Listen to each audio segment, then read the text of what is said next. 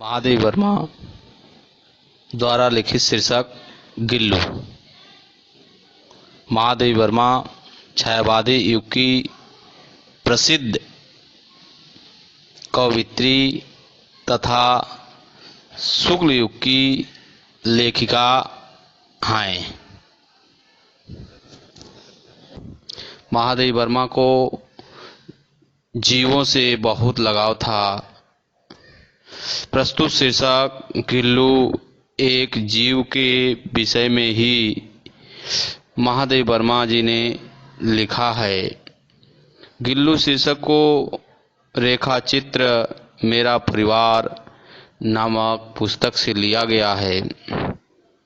महादेव वर्मा ने एक कोमल लघु प्राणी सुंदर जीव गिलहरी की प्रकृति अर्थात स्वभाव का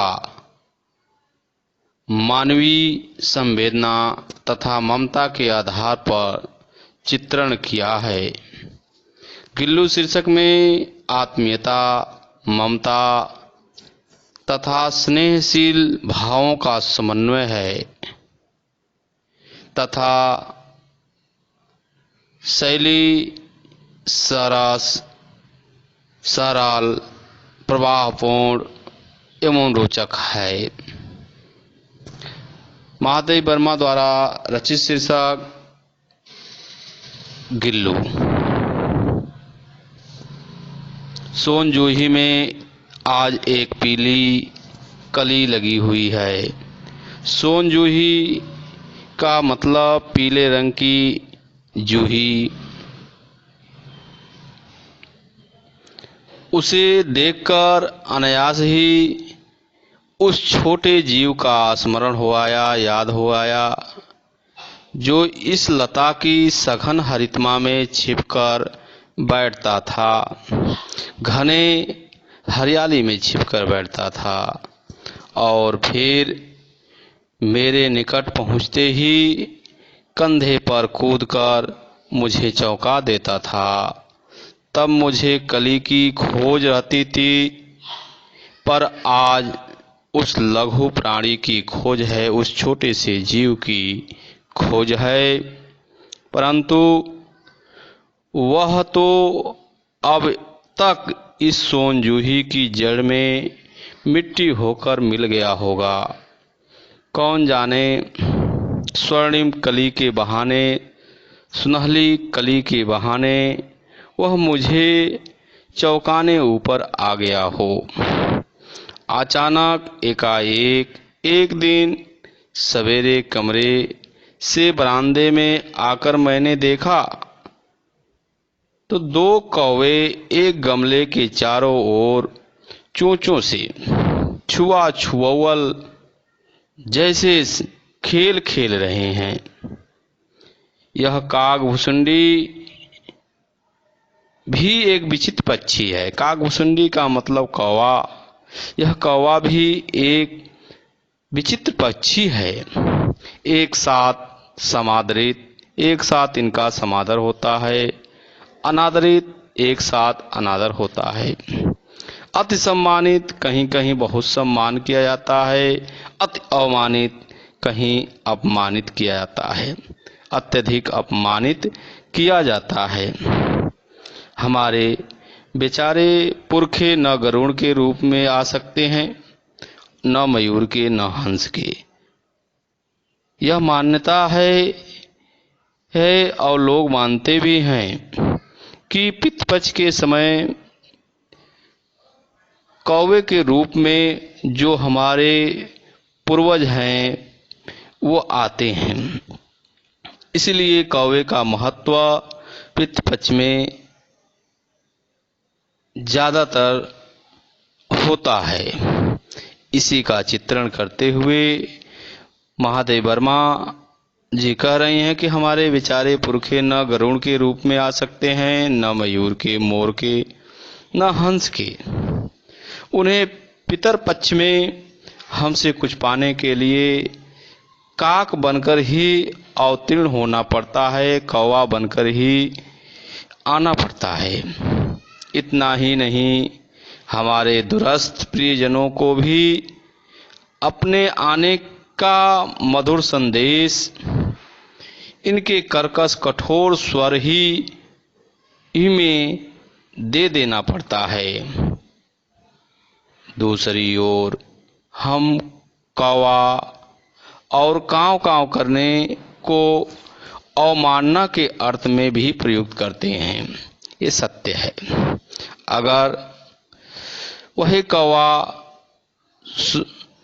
अगर वह अपने कर्कश आवाज में काँव काँव अगर बोलता है तो किसी के आने का संदेश देता है कि ऐसा लगता है कि कोई न कोई मेहमान आने वाला है, अतिथि आने वाला है। लेकिन वही कौवा अगर ज़्यादा देर तक काँव काँव करने लगा तो लोग अवमानना समझने लगते हैं। मेरे काक पुराण के विवेचन में अचानक बाधा आ पड़ी, क्योंकि गमले और दीवार की संधि में छिपे एक छोटे से जीव पर मेरी नज़र रुक गई। निकट जाकर देखा, गिलहरी का छोटा सा बच्चा है जो संभवतः घोंसले से गिर पड़ा है और अब कौवे जिसमें सुलभ आहार खोज रहे हैं, आसानी से आहार के रूप में उसे प्राप्त करना चाहते हैं। काकद्वय की चोंचों के 2 घाव उस लघु प्राणी के लिए बहुत थे। काकद्वय 2 कौवे के चोंचों के घाव चोट उस छोटे से प्राणी के लिए बहुत थे। इसीलिए वह निश्चेष्ट सा गमले में चिपटा पड़ा था। सबने कहा कि कौवे की चोंच का घाव लगने के बाद यह बच नहीं सकता, अतः इसीलिए इसे ऐसे ही रहने दिया जाए। परंतु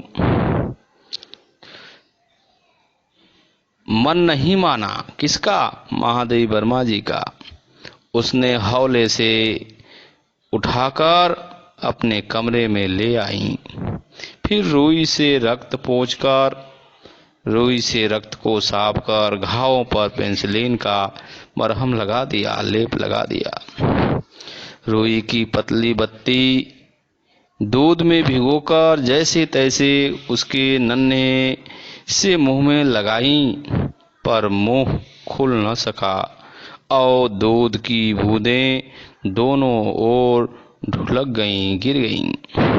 कई घंटे के उपचार के उपरांत उसके मुंह में एक बूंद पानी टपकाया जा सका। तीसरे दिन वह इतना अच्छा और आश्वस्त हो गया,